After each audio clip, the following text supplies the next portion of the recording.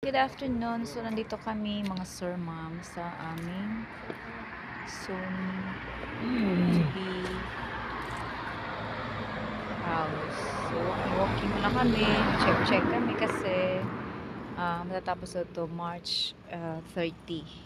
So, we're busy canvassing some kuan kanang sana mga gamit kay ang among gamit good ay gibailin. So, ayan. Pero yung among ada-ara dito sa Pikas, mga 50 kuan siguro may ani kanang sana ka familia ganun. Tapos yun yung school ng anak namin. Yeah? Ayan. Hi. Oo. So at bang ra ang iyahang school soon to be. So ayan. Kana siya. Kana. That's why.